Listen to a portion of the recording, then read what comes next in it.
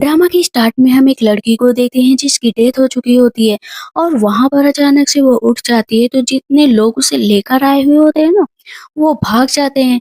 कहती है फाइनली मैं इस बॉडी में आ चुकी हूँ। पता चलता है कि उसका नाम कुनकुन है और अंडरवर्ल्ड से अभी वो पृथ्वी पर आई है। कुछ दिनों के लिए मॉर्टल वर्ल्ड में रहेगी और यहाँ का एक्सपीरियंस लेंगी। तभी आंट मिंग आ जाती है। कहती है आंट मिंग, देखा मुझे फाइनली बॉडी मिल ही गई। कहती है हाँ मिल गई है, लेकिन याद रखो ये एसेंस है ना, ऐसे ये बुझेगी तुम्हारी लाइफ स्पेन भी कम हो जाएगी। कहती है लेकिन मैं करूँ क्या। मैं कहती है देखो तुम्हें ये काम करना है कि अगर अपनी जिंदगी को बढ़ाना चाहती हो तो तुम्हारा एक कॉन्ट्रैक्ट साइन होगा जो है जुयू एम्परर के साथ, जिनका नाम शे युआन है। जाओ और उनके साथ शादी करो। अगर तुमने शादी कर ली ना, तो सच में तुम्हारी लाइफ स्पैन बढ़ जाएगी, ट्रिबुलेशन भी तुम्हारा पूरा हो जाएगा। अगर ये काम नहीं किया ना तो फादर से बहुत डांट पड़ेगी।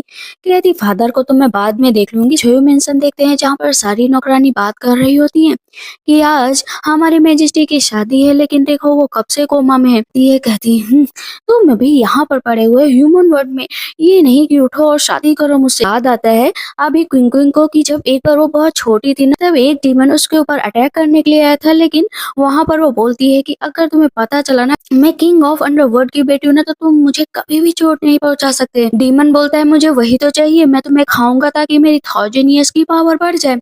जैसे उसके ऊपर अटैक करने चलता है तभी युवान आ जाते हैं जो कि एक इमोर्टल होते हैं। कहती वाह आप तो कितने हैंडसम है, बिल्कुल मैजिकल बॉय। पीछा करने लगती है। इतनी देर में से युवान वहां से चला जाता है। तब आंट मिंग आती है। कहती इसका पीछा मत करो, ये जेवी एम्परर के किंग है। कहती है इतने हैंडसम, मुझे भी इनसे शादी करनी है, फ्यूचर हस्बैंड तो मेरे यही बनेंगे। कहती है उठ भी जाओ ना, देखो ना मैं तुम्हें कितने प्यार से उठा रही हूँ। लेकिन देखती है कि उसकी सर पर एविल हो रहा है। कहती हो लगता है मुझे तुम्हारे अंदर से एविल और हटाना ही पड़ेगा। पावर का यूज करने चलती है लेकिन नहीं कर पाती है, क्योंकि अभी उसकी लाइफ स्पैन ही इतनी कम है। उसकी आंट फिर से आती है। कहती है तुम्हारे पास बस अब 6 hours बचे हैं। अगर तुमने इन घंटों में शादी नहीं की ना तो वापस आने के लिए तैयार रहना। इधर हम देखते हैं कि जिस लड़की से जो है किंग शेह्वान की शादी होने वाली थी, वो शादी करना ही नहीं चाहती थी। वो किसी और से प्यार करती थी, लेकिन जो नैनी होती है कहती है कि चलना तो पड़ेगा ही, बाद में भले ही विडो हो जाओ, लेकिन अभी तो तुम्हें शादी करनी ही पड़ेगी। वो लड़की सोचती है कि मैं अपने प्यार से नहीं मिल पाऊंगी, लेकिन मैं अपनी जान दे दूंगी। इस जन्म में नहीं तो तुमसे अगले जन्म में मिलूंगी। इतनी देर में कुंकुम आती है। कहती उठ भी जाओ। वहां पर अभी उसके पास बस 2 hours लेफ्ट बचे होते हैं और वो खूब ढेर सारा पैसा भी लाकर उस लड़की को देती है। कहती है तुम चिंता मत करो, याद रखो तुम्हारी जगह मैंने ले ली है, तुम अपनी जिंदगी अच्छे से बिताना। अभी वो वेडिंग ड्रेस में आ जाती है हॉल के अंदर, जहां पर आंट कहती हैं बस थोड़ी देर और, जल्द से जल्द शादी कर लो। सबके सब कह रहे होते हैं कि यहाँ पर मैजेस्टी कैसे उठ कर आएंगे, तो उसकी शादी ना एक मुर्गे से करा दी जाती है। मुर्गा मीन्स मैजेस्टी ही उनको समझ लो। कहती है बस 1 सेकंड बचा है, जल्दी से थर्ड बो कंप्लीट करो। थर्ड बो कंप्लीट हो जाता है और उसकी लाइफ स्पैन भी बढ़ जाती है। हाँ कहती है फाइनली तुमने अपनी लाइफ स्पैन थोड़ी तो बढ़ा ली है, लेकिन और ज्यादा दिन तक जिंदा रहना है ना, तो मैजेस्टी का दिल जीतना पड़ेगा और कोशिश करनी पड़ेगी कि वो तुम्हारे प्यार में पड़ जाए।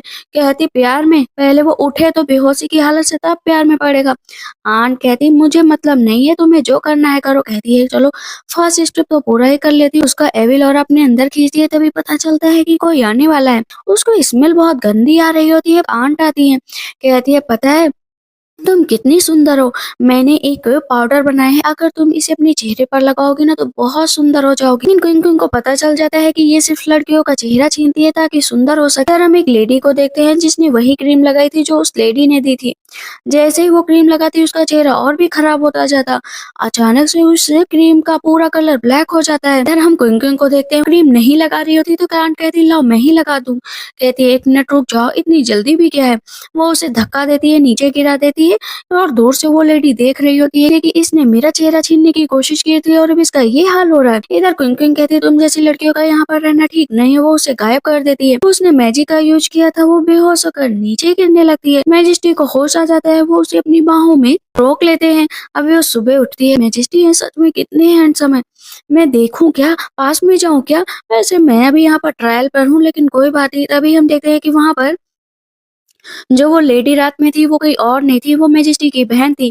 कहती है कि क्या हुआ अभी तक ये उठी क्यों नहीं? मैजेस्टी कहते उठ भी जाओ, प्रिटेंड करना बंद करो। कहती ओ मैं तो जल्दी उठ गई थी, बस मुझे जरा से नींद आ रही थी। और मैजेस्टी को पता होता है कि वो उसकी वाइफ नहीं है। कहते हैं कि साफ साफ बताओ कि तुम कौन हो, वरना यहाँ पर तुम्हारे लिए बहुत बुरा होगा। कहती माफ करना, मैं क्विंकुंग हूँ, मैं बस सेरेमनी के लिए जा रही थी, लेकिन बाद में शादी करना चाहते थे, वो तुमसे शादी ही नहीं करना चाहती थी, इसी वजह से मैं उसकी जगह पर आ गई। प्लीज मुझे एक्सेप्ट कर लो ना, प्लीज एक्सेप्ट कर लो। यहाँ पर मैजेस्टी की सिस्टर कहती है तुम टेंशन मत लो, चलो मेरे साथ चलो। कहती हाँ सिस्टर आपके साथ ही चलूंगी, वैसे ये भी ना एक बहुत ही कोल्ड पर्सन है, मैं तो बस आपकी हेल्प करने का सोचूंगी, ये जब भी मुसीबत में पड़ेंगे ना मैं इसकी कोई भी हेल्प नहीं करूंगी। इन जैसे लोगों को ना तो मेरे पास होना ही नहीं चाहिए था। कहते क्यों, अलग वर्ड से आई हो क्या? कहती हाँ अलग वर्ड से ही आई हूँ। उसके चेहरे पर फिर से वही ब्लैक मार्क आ जाता है।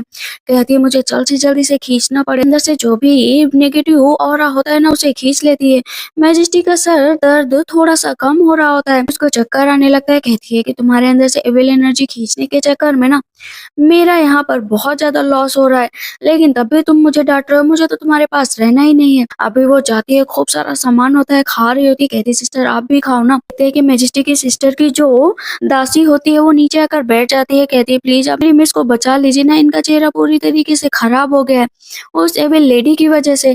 जैसे ही वहां पर चेहरा देखती है क्विंकुन तो कहती है कि ये तो और भी खराब होता जा रहा है। कहती है हाँ उस मॉन्स्टर की वजह से। पर मैजेस्टी के दिल में अभी क्विंकुन के लिए ना घंटी सी बज गई थी, तो उसकी लाइफ स्पैन बढ़ जाती। कहती पता तो चल रहा है। कहती चिंता मत करो, मैं पूरी तरीके से यांजी का चेहरा सही करूंगी। इसका चेहरा खराब होने के साथ साथ इसे पॉइजन भी दिया गया। जो यांजी के हस्बैंड है उन्होंने अपनी वाइफ को पॉइजन दिया है, यांजी मरने को तैयार ही नहीं होती, लेकिन उसका हस्बैंड बार बार कहता है कि तुम मेरे लिए ब्यूटीफुल हो, चेहरा कैसा भी हो, लेकिन मैं तुम्हारे लिए कुछ भी करूंगा, तुम्हारे सिवा किसी को भी नहीं अपनाऊंगा। तभी पीछे से क्विंकुंग आ जाती है। कहती सिस्टर इन लॉ तो है ही अच्छी, आप कैसे नहीं अपनाएंगे? लेकिन यहाँ पर यांजी का हस्बैंड तो अब कुमकुम को देखकर भी अपना आंखें नहीं बंद कर पा रहा था। अभी हम दूसरी लेडी को देखते हैं, मैं यांजी के हस्बैंड की प्रेमिका होती है, लेकिन वहां पर छुप कर रह रही थी। कहती है क्विंकिंग तुम यहाँ पर क्या कर रही हो, तुम्हें तो यहाँ पर नहीं होना चाहिए। तब यहाँ पर यांजी का हस्बैंड बोलता है कि ये मेरे साथ रहती है, ये यहीं पर रहेगी। यांजी बोलती है कि मुझे नहीं लगता है इसका यहाँ पर रहना सही है, मुझे लगता है कि कजन आपको अपनी वाइफ के बारे में सोचना चाहिए ना कि अदर लेडीज के बारे में। यांजी का हस्बैंड कहता है तुम अपनी लिमिट क्रॉस कर रही हो, ये यहाँ पर रह रही है, किसी को नुकसान नहीं पहुंचा रही है, तो फिर क्या दिक्कत है? वो लेडी कहती हाँ सच में मैं तो बस ऐसे ही यहाँ पर घर का काम करती हूँ। कहती है घर का काम करती हो तो तुम प्रेग्नेंट कैसे हो? प्रेगनेंसी का नाम सुनकर वो लेडी कहती है मैं मर जाऊंगी। जैसे मरने चलती है तो वो रोक लेता है। कहती है कि इसके हाथ की नब्ज चेक करानी ही पड़ेगी। वो लेडी कहती नहीं नहीं मैं प्रेग्नेंट नहीं हूँ, बोला मेरी हाथ की नब्ज क्यों चेक करनी है? क्विंकिन कहती है अरे डॉक्टर को तो कोई बुलाओ। तभी डॉक्टर आ जाते हैं और दूर से ये सारा नजारा से युवान देख रहा होता है। कहती है तुम्हारा हाथ चेक करना पड़ेगा, वरना देखो मेरी कजिन का क्या होगा। वो दोनों भागने लगते हैं, तो यहाँ पर क्विंकिन उन दोनों को अपनी पावर के जरिए रोक देती है। फिजिशियन आते हैं और उसका हाथ चेक करते हैं, पता चलता है कि वो 2 मंथ की प्रेग्नेंट है। फिजिशियन चले जाते हैं। अब यहाँ पर यांजी कहती तुमने मेरे साथ ऐसा क्यों किया, बोलो ना क्यों किया? और उसका हस्बैंड उस लेडी को थप्पड़ मार देता है। कहता है मुझे नहीं पता है, मुझे नहीं पता ये कैसे प्रेग्नेंट हो गई। सारी जड़ी बूटियां लाई जाती है और वहां पर अब सारा खुलासा हो चुका होता है कि यांजी का हस्बैंड और वो लड़की मिलकर ही उसकी सिस्टर इन लॉ को मारना चाहते थे। उन दोनों को पकड़कर जेल में डाल दिया जाता है। यांजी का दिल टूट चुका होता है। तब वो वहां पर उसका भाई कहता है कि तुमने खुलासा करके तो अच्छा किया, लेकिन मेरी बहन के दिल का क्या? कहती है तुम ना आराम से सिर्फ ऑरेंजेस खाओ, बाकी का काम मैं संभाल लूंगी।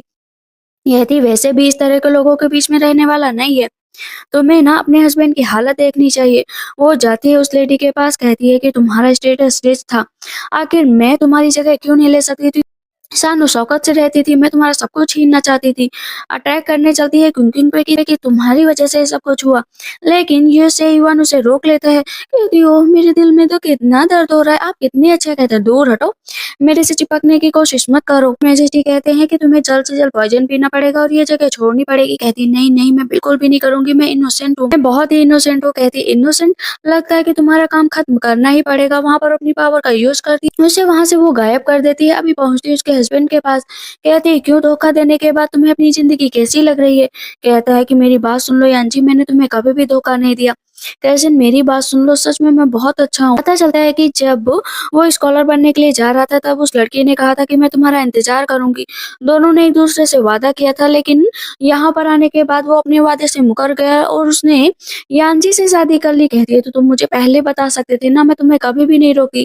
कहता है मैं लालच में आ गया था, इसी वज़ह से मैंने ऐसा किया। कहती है झूठ मत बोलो, तुम तो किसी से भी प्यार नहीं करते, ना लोगों को हर्ट करना जानते हो और अपना फ़ायदा देखते हो। तुमने ही वो ज़हर देने का पूरा प्लान बनाया था। कहता है कि तुम्हें सब कुछ पता है, तुम तो बहुत ही महान हो, लेकिन इसे पॉइज़न से कौन बचाएगा? यानजी उसको थप्पड़ मार देती है कि तुम ऐसी बकवास बातें कर कैसे सकते हो? और साथ में क्विंक्विन भी कहती है कि तुम्हें शर्म नहीं आती है अपने ऊपर? चलो अब तुम्हारी रियल प्रेमिका से मिला देती हूँ। वहाँ पर जैसे ही वो लड़की आती है, कहती है कि मैंने तुम्हारे लिए इतना कष्ट सहा, इतना मार खाया, जो तुम सोच भी नहीं सकते। पता है, जब तुम मुझे छोड़कर चले गए तो लोगों ने मुझे कितना परेशान किया ये कहकर कि देखो देखो इसका प्रेमी भाग, तुमने मेरे प्यार को ही बदनाम कर दिया। वहां पर तुरंत ही यान जी के हस्बैंड को मार देती है। बहुत देर से रो रही होती है, कहती है देखो देखो सब कुछ बर्बाद हो गया, मैंने एक गलत लड़के से प्यार किया। मतलब सच में एक गलत लड़का दो लड़कियों की जिंदगी खराब कर रहा था। ये बता मैं अपनी बहन को पॉइजन से कैसे फ्री करूँ? वो वहां पर माफी मांगती है, लेकिन जो पॉइजन था वो काफी सही हो जाएगा, बस थोड़ी हर्ब की जरूरत पड़ेगी। वहाँ पर वो तुरंत ही और अपने आप को मार लेती है। वो अपने चेहरे से मास्क हटा देती है, कहती है कि अब किस बात की शर्म, किस बात का चेहरा छुपाना। पता चलता है कि एक आदमी पीछे खड़ा होता है, कहता है कि इस सेईवान के हर कदम पर नजर रखो, क्योंकि मुझे इसे जड़ से मिटाना है और ये बहुत आगे बढ़ रहा है, मेरे काम के बीच में रुकावट पैदा कर रहा है, याद रखो कि इसे खत्म करना है। क्विंक्विन कहती है कि सिस्टर इन लॉ बिल्कुल भी नाराज होने की जरूरत नहीं है, ना ही उदास होने की। ये पिल ले लो, सुबह तक आपका चेहरा एकदम सही हो जाएगा। वहाँ से सेईवान जाने लगता है तो कहती रुको ना, 1 मिनट प्लीज रुको ना। इतनी देर में प्रिंसेस आ जाती हैं, जो असल में सेईवान से शादी करना चाहती थी। कहती है कि मुझे मिलना है, लेकिन बार-बार क्विंक्विन रोक रही होती है कि वो मेरे हस्बैंड है और मैं तुम्हें नहीं मिलने दूँगी। तब यहाँ पर प्रिंसेस कहती है कि अच्छा ये कौन है? सेईवान कहता है मेरी वाइफ है, दूर हटो। वो कहती है मुझे तुमसे अकेले में बात करना है। देखो मैं इतने साल बाद तुमसे मिलने आई हूँ, मैं तुमसे हमेशा से ही शादी करना चाहती थी। दूर से क्विंक्विन कहती है कि झूठा कहीं का, लड़कियों को देखकर इसका दिल बहलता है और मुझसे कह रहा था कि वो लड़कियों की तरफ देखेगा भी नहीं। वहाँ पर वो अपना हाथ बार-बार पटक रही होती है और मार रही होती है कि ये दोनों कितने करीब हैं। प्रिंसेस इधर पर रिक्वेस्ट कर रही होती है कि प्लीज मुझसे शादी कर लो, मुझसे शादी कर लो। श्रीवान कहता है कि मेरी शादी हो चुकी है और मेरी वाइफ बहुत ही क्यूट है, मुझे नहीं लगता है कि अपनी वाइफ को छोड़कर मैं तुमसे शादी करूंगा। आती है, कहती है कि लड़कियों से बात कर लिया। कहते हैं तुम्हें क्या लगता है जलन हो रही थी क्या? कहती है कि नहीं, मुझे भला क्यों जलन होगी। मैजेस्टी कहते हैं याद रखो कि तुम्हें कभी भी रिग्रेट नहीं होगा मुझसे शादी करके, क्योंकि मैं बस तुम्हारा ही रहूंगा। वो उसे चिढ़ाकर वहाँ से चली जाती है। अभी उसकी लाइफ स्पैन फिर से बढ़ जाती है और बहुत ज़्यादा खुश हो रही होती है कि मैजेस्टी ने मेरा हाथ पकड़ रखा है। सच में कितने इनोसेंट लग रहे हैं। लेकिन पीछे से प्रिंसेस कहती है एक कंट्री साइड की गर्ल मेरे होने वाले हस्बैंड को छीनने की कोशिश कर रही है। वहाँ पर वो डोंगुमेंसन में एक पार्टी रखती है, कहती जाओ ये कार्ड उन दोनों को भी देकर आओ, क्योंकि वहाँ पर वो आएगी कंट्री गर्ल। तभी मैं तो उसे रियलाइज करूंगी कि रूल्स और मैनर इस बैंक्वेट में सीखने के लिए कितने जरूरी है। कहती सेहीवान तुम तो सिर्फ मेरे ही हो और मेरे ही रहोगे। इतनी देर में हम देखते हैं कि सेहीवान वहां पर आ जाता है, कहता है कि वो सोना नहीं है क्या? मन में सोचती वाह सेहीवान मेरे पास सोने आ रहा है तो अपना लेट जाती। कहती बगल में लेट जाओ, जगह है मतलब भर की। कहते हैं क्यों, मैं बगल में लेट सकता हूँ क्या? कहती क्यों, हस्बैंड वाइफ है तो बगल में नहीं लेटेंगे क्या? दिल की धड़कनें बहुत तेज से बढ़ रही थी। कहती मुझे नींद आ रही है, मुझे नींद आ रही है। सेहीवान उसको देख रहा होता है, कहता है कि तुम बहुत ही मासूम हो। उसके ऊपर पैर रख देती है, कहता है हटाओ ना पैर। उसे पूरी रात नींद नहीं आती है। बेचारा जाकर पानी में बैठ जाता है कि मैं इस सिचुएशन से कैसे निकलूं। मैजेस्टी बैठे हुए होते हैं, कहते हैं कि देखो मैजेस्टी की हालत देखो कितनी गड़बड़ लग रही है। तब दूसरा सैनिक कहता है अरे अपनी हनीमून टाइम पर है, ऐसी हालत तो होगी ही। तो इस पर मैजेस्टी कहते हैं कि ये बताओ क्विंक्विन कहाँ पर है? कहते हैं क्विंक्विन तो बैंक्वेट में गई है, उसे इनवाइट किया गया है। मैजेस्टी तुरंत भागते हुए जाते हैं। तब सैनिक कहते हैं आज से पहले मैजेस्टी को हम लोगों ने कभी भी ऐसे नहीं देखा, लगता है वाइफ उनकी बहुत खास है, इसी वजह से वो उसे बचाने के लिए जा रहे हैं। इधर बैंक्वेट में जाते ही वहां पर उसे रोक लिया जाता है कि तुम अंदर नहीं जा सकती हो, ये तुम कंट्री साइड की हो। कहती है मुझे ये कार्ड मिला है तो मैं तो अंदर जाऊंगी, तो मुझे रोक भी नहीं सकती। सर जितनी भी प्रिंसेस वहां पर खड़ी होती है ना, वो बिल्कुल भी क्विंक्विन की अदाएं किसी को अच्छी नहीं लग रही थी। तब क्विंग जाती है, कहती प्रिंसेस आपने तो बहुत प्रयास किया मुझे रोकने के लिए, मेरे हस्बैंड को अपने जाल में फंसाने के लिए, लेकिन क्या हुआ? कुछ भी नहीं हुआ ना। अब प्रिंसेस थोड़ा सा डर जाती है तो इम्प्रेस कहती है मेरे पास आकर बैठ जाओ। कहती वाह कितनी सुंदर लेडी है। कहते हैं कि वहाँ पर इम्प्रेस डाउनकर आ जाती है। सब कहते हैं यो ग्रेस, आज आपका बर्थडे है, यहाँ पर आकर मुझे बहुत अच्छा लगा। सब अपना अपना तोहफा लेकर, और जिसने कोई पोयम लिखी हो या कुछ भी लिखा हो आकर वहाँ पर दिखाने लगता है। प्रिंसेस खड़ी होती है, कहती है मैं चाहती हूँ कि कुमकुम भी यहाँ पर कुछ पेश करे। अब कुमकुम मन में सोच रही होती है कि मुझे क्या पता कि क्या करना है क्या नहीं करना। तभी मैजेस्टी आ जाते हैं। थोड़ी देर पहले ही वहाँ पर एक लेडी ना कुमकुम को गलत गलत बातें कह रही थी। मैजेस्टी कहते हैं कि मैं भी तो बहुत क्यूरियस हूँ कि अब मेरी वाइफ की बुराई मेरे सामने करो। देखते हैं कि वहाँ पर प्रिंसेस फिर से आ जाती है। कहती है कि मैं चाहती हूँ कोई भी एक इंस्ट्रूमेंट बजाए, मैं डांस करूंगी। कहती है ठीक है मुझे एक्सेप्ट है। मैजेस्टी डर रहे होते हैं कि इसे कुछ आता भी है। कहती है मैं चुन लेती हूँ कि वो जितार चुनती है। अभी आता है वो एक बार में तो चार बार ऐसे हाथ घुमाती है, सबके कानों से जैसे खून निकल आता है। सब कहते हैं ये क्या कर रही हो तुम? कहती है मैं देख रही थी कि ये बज रहा है या नहीं बज रहा है। इम्प्रेस डाउनकर कहती है बस बहुत हुआ, मेरी बेइज्जती कर रही हो यहाँ पर। मैजेस्टी कहते हैं चलो उठ के आ जाओ। कहती है अरे मेरे पर भरोसा रखो। वो बजाने लगती है जितार, और इतना अच्छा बजाती है ना, कहती बजाती रहती प्रिंसेस गिर जाती है नीचे। तभी उसको दो दासियां मीन्स उनकी स्पिरिट उसको घेर लेती हैं कि तुमने मुझे पानी में धक्का दिया।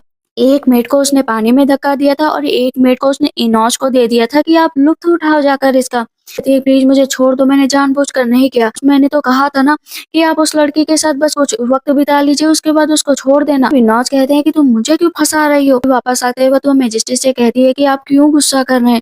मैजेस्टी कहते हैं कि अगर आज मैं वहाँ पर सही टाइम पर ना आता ना तो लोग तुम्हें वहाँ पर कितना बुली करते। कहती है क्यों, मेरी चिंता हो रही है क्या तुम्हें? कहते चिंता नहीं हो रही है, मेरी वाइफ हो, अगर तुम्हें कुछ होगा तो आगे दिक्कत होगी ना। मैजेस्टी बड़े प्यार से देख रहे होते हैं तो उसकी लाइफ स्पैन फिर से बढ़ जाती है। वो तो खुश हो जाती है कि तुम कितना भी छुपाओ लेकिन मुझे तो पता चल ही जाएगा। अपना हाथ देते हैं उसे नीचे उतारने के लिए तो डायरेक्ट वो उसकी बाहों में ही गिर जाती है। कहते हैं बस बहुत हुआ, प्लीज मुझे माफ कर दो ना। और कितना क्रूएल बनने की कोशिश करो। पता चलता है कि उसकी सिस्टर अब वर्ल्ड घूमने के लिए जा रही है। कहती है कि मैं अपने चेहरे और अपने हस्बैंड की वजह से कभी भी कहीं भी बाहर नहीं जा पाई, लेकिन ब्रदर आप अपनी वाइफ के साथ खुश रहो और मैं जल्दी वापस आ जाऊंगी। पता चलता है कि जो इम्प्रेस होते हैं ना अपने हस्बैंड को मार रही होती है। कहती तुम्हारी वजह से मेरी रेपुटेशन डाउन हो गई है। पता चलता है कि जो इम्प्रेस का बेटा है ना उसने एक लड़की को छेड़ा मीन्स उसके साथ बदसलूकी की, उसके बाद उसे मार दिया। और अभी ये मामला मैजिस्ट्रेट के सामने आ चुका था और उस लड़की के फादर कह रहे होते हैं कि इसने मेरी बेटी की इनोसेंस के साथ खिलवाड़ किया है, आपको इसे मौत की सजा देनी ही पड़ेगी और मेरी इस बेटी को जो है न्याय मिलना चाहिए। तभी हम देखते हैं कि उधर से इम्प्रेस भाग कर आती है। वो आदमी और तेज से चिल्लाने लगता है कि हेवन थोड़ा सा मदद करो। वहाँ पर तुरंत ही क्विंग क्विंग सबसे पहले उसके बेटे को उठाती है तो इम्प्रेस पूछती है कि क्या तुमने सच में ऐसा किया? कहता है मैंने नहीं किया, मुझे तो पता भी नहीं है। उसके फादर उसको खुद तेज से मारने लगते हैं। यहाँ पर कुंकिंग नोटिस करती है कि उस लड़की के अंदर बहुत ही ज्यादा नेगेटिव ऑरा है, तो वो उसकी स्पिरिट को सामने ले आती है। कहती बताओ आज तुम्हारे साथ ये इसी ने सब कुछ किया था क्या? कहती हाँ इसी ने किया था। जंगल के रास्ते से वापस आ रही थी तभी किसी ने मुझे पकड़ लिया और मेरे साथ बदसलूकी की। यहाँ पर कुंकिंग कहती है लेकिन इसने तुम्हारे साथ कुछ भी नहीं किया। कहती मुझे भरोसा नहीं है। कहती है मुझे भरोसा है क्योंकि अभी तक इसने किसी भी लड़की को टच नहीं किया है, तुम अपनी आंखों से देख सकती हो। वहाँ पर वो पावर का यूज करती है तो कहती है लेकिन ऐसे कैसे, मैंने तो इसी को वहाँ पर देखा था। वो मैजेस्टी को देखती कहती है अरे आपने भी किसी लड़की को टच नहीं किया है। तो प्रिंस कहते हैं कि मैंने सच में कुछ भी नहीं किया, मैं जंगल में जरूर था लेकिन जब मैंने अपनी आंखें खोली तो वहाँ पर भी सिर्फ लड़की पड़ी हुई थी, मुझे तो पता भी नहीं और ये अचानक से मेरे ऊपर खुद से चिल्लाने लगी। मैजेस्टी कहते हैं कि मुझे असलियत सामने लानी ही पड़ेगी कि वहाँ पर उसके फादर को पकड़ लिया जाता है और उसके फादर को पकड़ लिया जाता है, साथ में उसके ब्रदर को भी।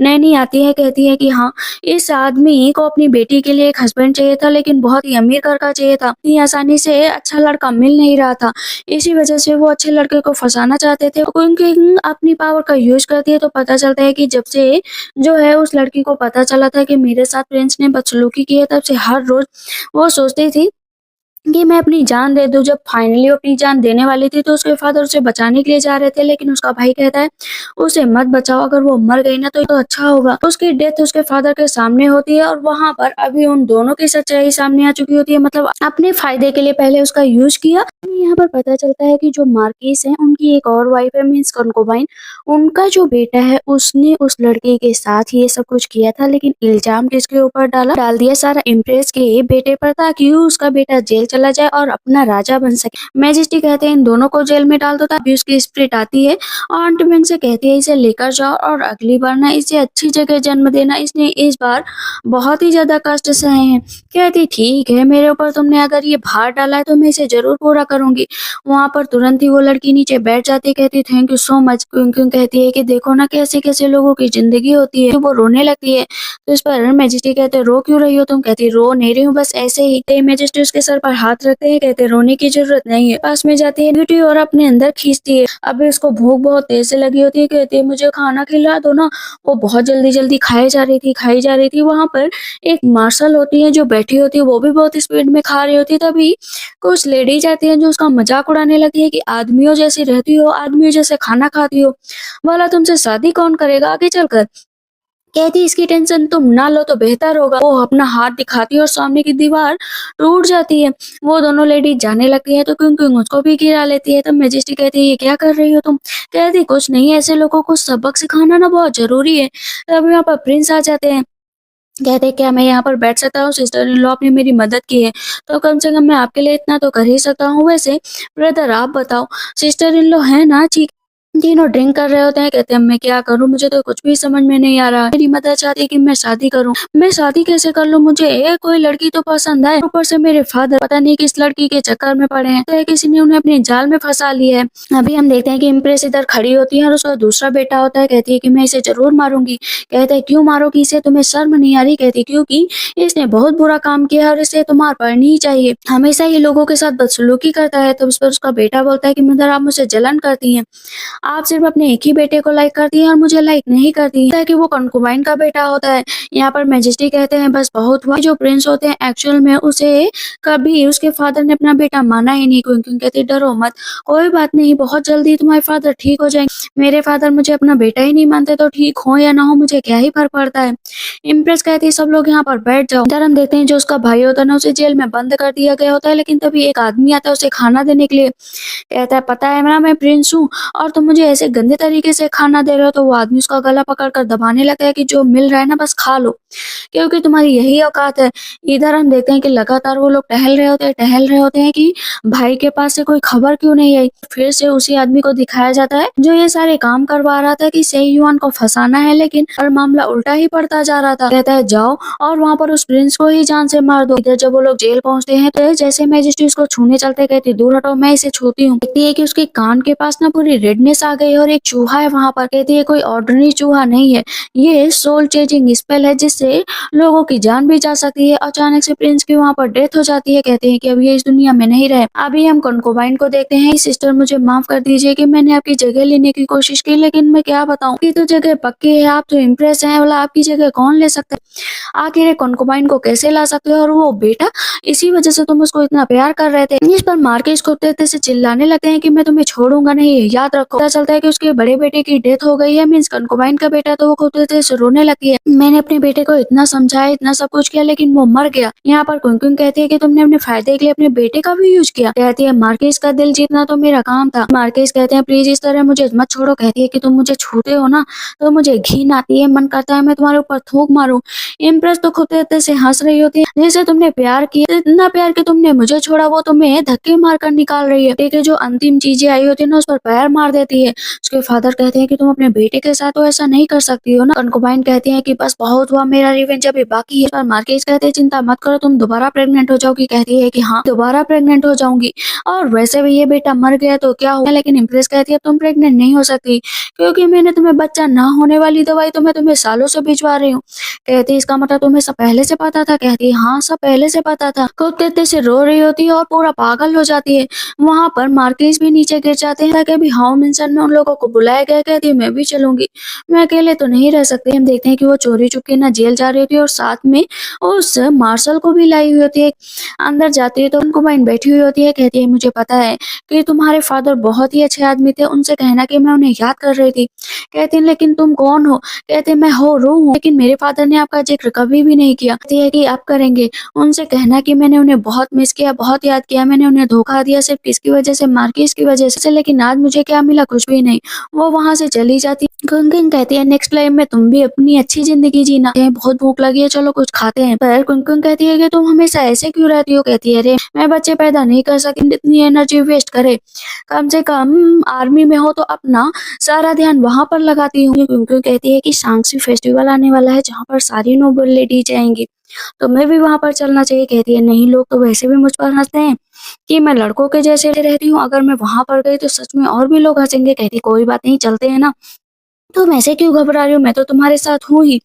जबरदस्ती हाथ पकड़ कर लेकर जाती है। इधर प्रिंस खड़े होते हैं तो जितनी भी लेडीज होती है ना, प्रिंस का दिल जीतने की कोशिश कर रही थी कि अगर मेरी शादी इनसे हो गई ना तो जिंदगी बन जाएगी। इतनी देर में कबीले का एक आदमी आकर प्रिंस के ऊपर अटैक करने की कोशिश करता है तो मार्शल उसे पकड़ लेती है। कहती बताओ कौन हो तुम और क्यों मारने आए हो यहाँ पर। प्रिंस को कहती है क्योंकि जो झू जिन चुआन था उसने मेरे लोगों को मारा है, तो इसके बदले में तो इस प्रिंस को मरना ही पड़ेगा।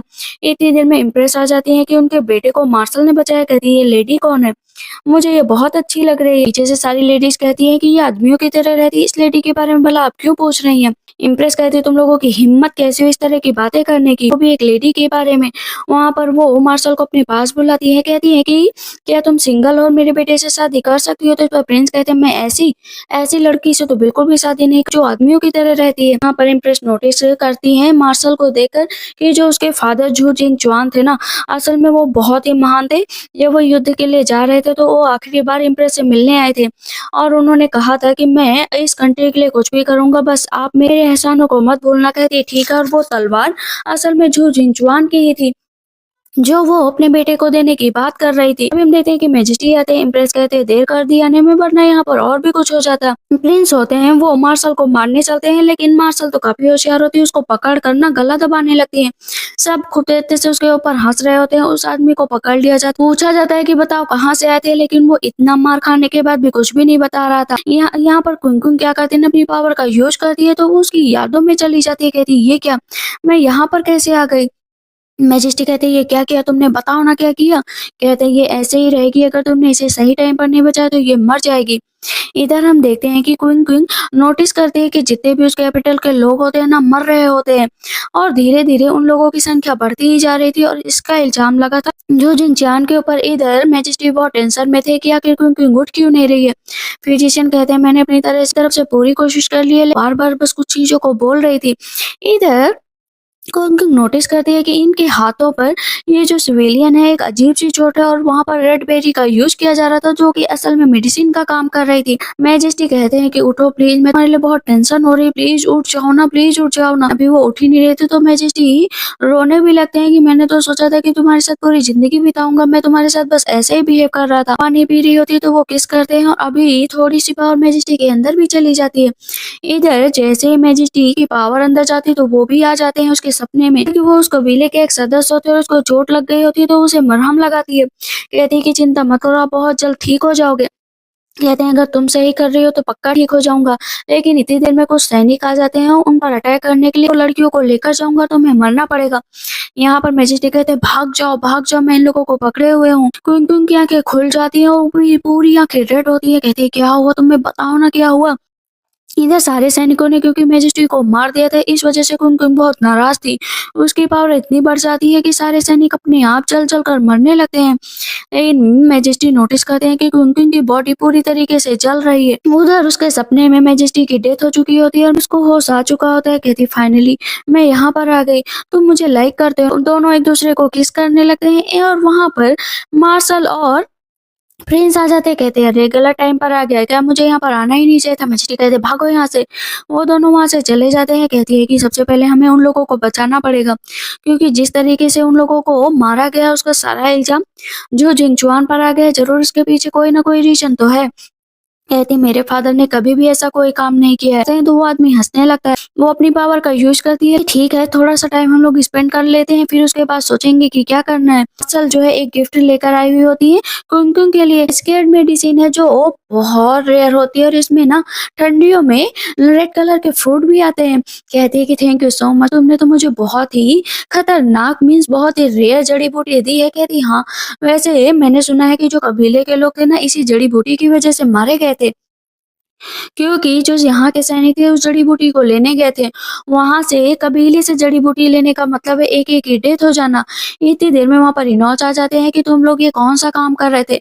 वैसे भी मार्शल के फादर को पकड़ा गया है, रिबेलियन के रूप में तो इसे सज़ा दी ही जाएगी।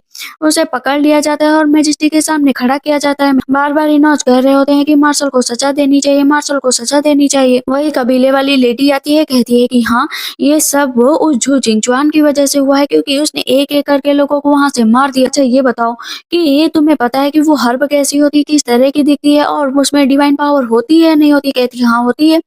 मैंने देखा है।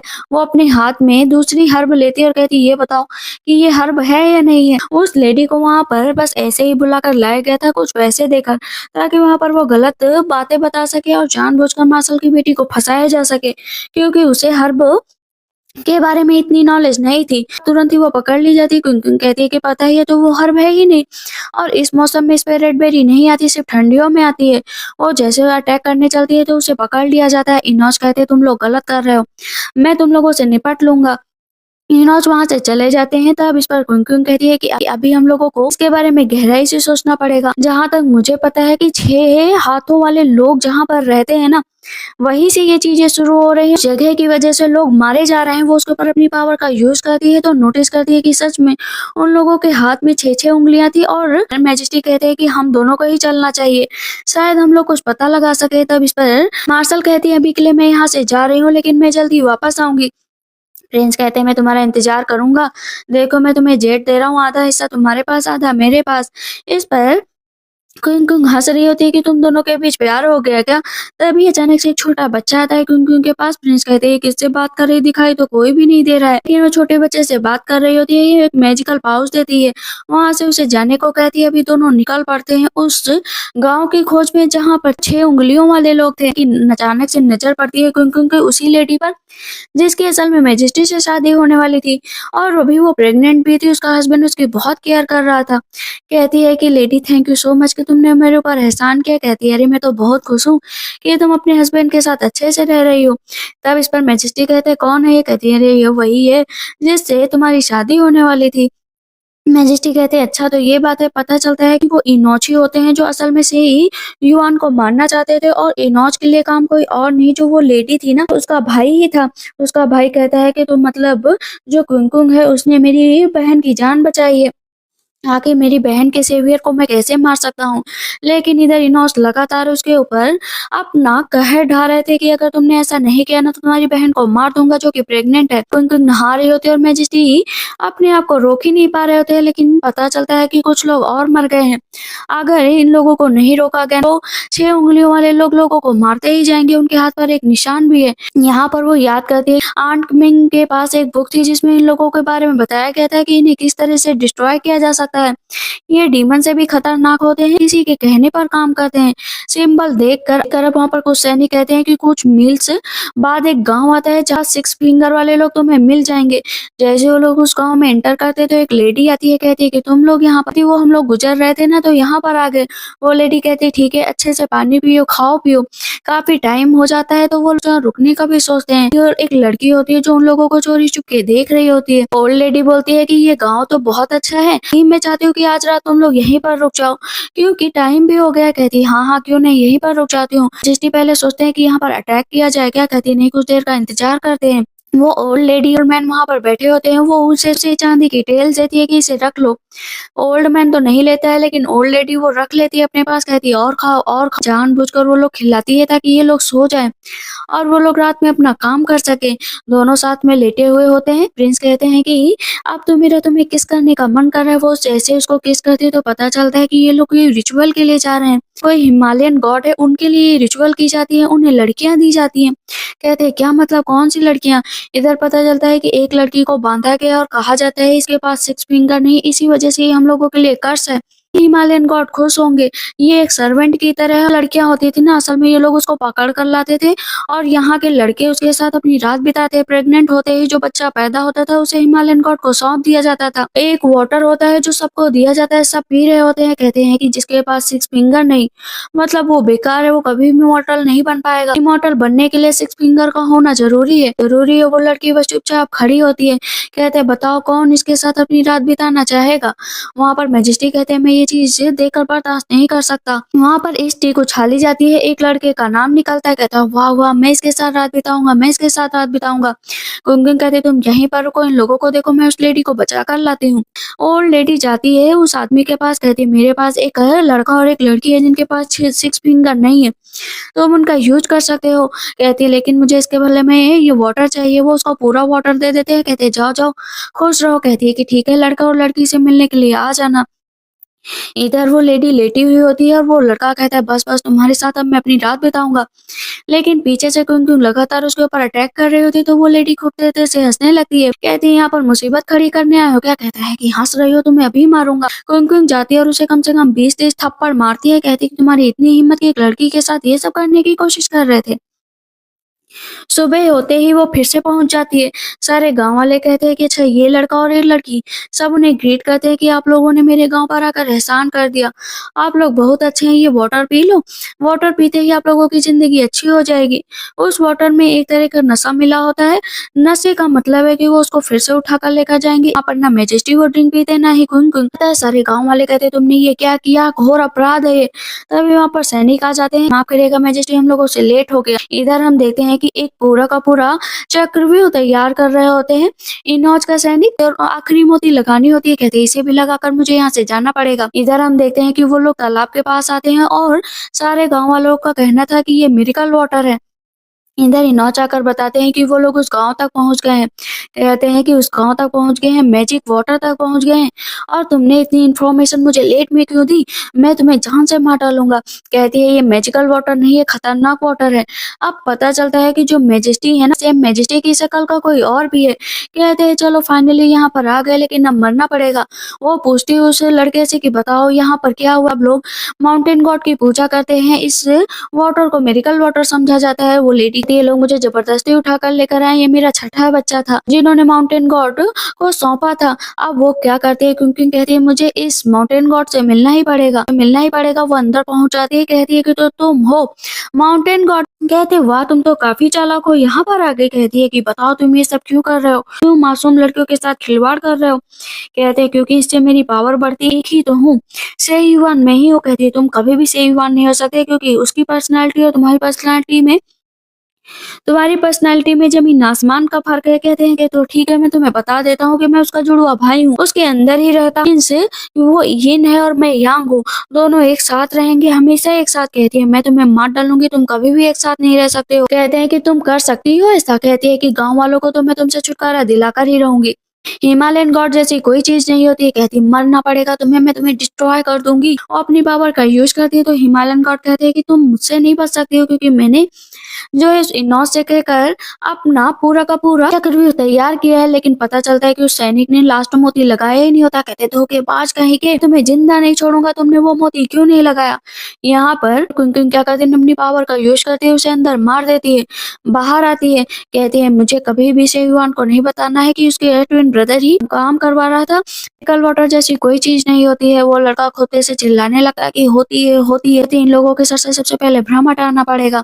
उन सबको सही करती है और वापस महल की तरफ आ जाती है। वहाँ पर हम देखते हैं कि प्रिंस आ जाते हैं। कहते हैं आप लोगों ने तो अच्छा काम किया, मीन्स मार्शल के फादर, उनको भी सही साबित कर दिया। अब तो काफी अच्छा मुझे लग रहा है, मुझे लगता है मुझे मार्शल से मिलने के लिए जाना भी चाहिए। क्यों कहती है हाँ हाँ चलो चलो, सही में तुम्हें वो पसंद आ गई, अच्छी बात है। मैजेस्टी क्यों का हाथ पकड़कर भागने लगते हैं, तो प्रिंस कहते हैं अरे मुझे भी तो लेकर चलो ना प्लीज, मुझे भी लेकर चलो। चलो इसी के साथ इस ड्रामा की एंडिंग होती है। तो आप लोग को ये ड्रामा कैसा लगा मुझे कमेंट सेक्शन में जरूर बताइएगा। तब तक के लिए बाय बाय, टेक केयर।